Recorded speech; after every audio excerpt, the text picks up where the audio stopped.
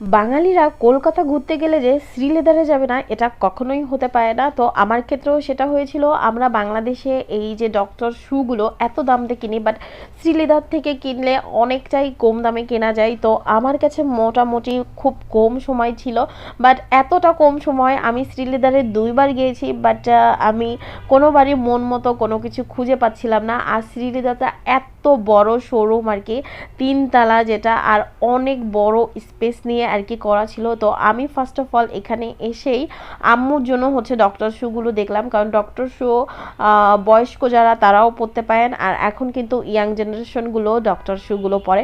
তো এইখানে হচ্ছে আমি বেশ কিছু জুতা পরে আর কি একটু দেখতেছিলাম যে কোনটা কি ভালো লাগে। আর আমি যেহেতু হাই হিল পরে গিয়েছিলাম, আমার পা মানে 2 পায়ে প্রচুর পরিমাণে আর কি ঠুসকা পড়ে গেছিলো গেছিলো বা যাই যাই হোক, এটা আমার বোধহয় ফরিদপুরের ভাষা চলে আসছে। তো এখানে হচ্ছে শ্রী লেদারের সব লেদারের জিনিসপত্র আর কি দেখলাম, আমার কাছে বেশ অনেক কিছুই ভালো লেগেছে। বাট আমি একটা লেদার নিয়ে গিয়েছিলাম, 2টা ব্যাগ করে আসছি আর কি, যাই কিনি না কেন। তো মোটামুটি অনেক বেশি হয়ে গিয়েছিল, এর জন্য আমি চিন্তা করতেছিলাম যে এত জিনিসপত্র আমি কিভাবে টেনে নিয়ে যাব। বাট এই জিনিসটা আমার কাছে খুবই ভালো লেগেছে। এটা হচ্ছে চুড়ি বা ব্রাসলেট রাখার একটা এটাও ভালো লেগেছে, পুরোটাই চামড়ার। আর এখানে অনেক ধরনের পার্স ছিল, বাট আমার ব্যাগের উপর অত বেশি নেশা নাই, বাট জুতার উপর অনেক বেশি নেশা ছিল। বাট আমি জুতা ওইভাবে কিনতে পারি নাই, বাট আমি লেডিস জুতার সেকশনে যাই নাই আর কি, যেটাকে বলে।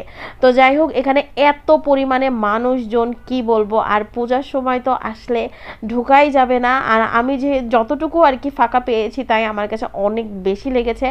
আর জুতাগুলো ডক্টর শুগুলো অনেকেই আমাকে বলেছিল যে আপু আমার জন্য আইনেন এই সেই, বাট আমি এবার আনতে পারিনি। অবশ্যই নেক্সট টাইম গেলে আমি আনবো সবার জন্য। মোটামুটি কিছু কিছু ডক্টর শুট ছবি দেখালাম, এখানে সর্বোচ্চ আছে হচ্ছে 900 টাকা দিয়ে, আর সর্বনিম্ন 500-400 ডক্টর শু ইজিলি পাওয়া যায়, যেটা আমরা অ্যাফেক্সে গেলে 3000-4000 করে আর কি পাওয়া যায় বাংলাদেশে।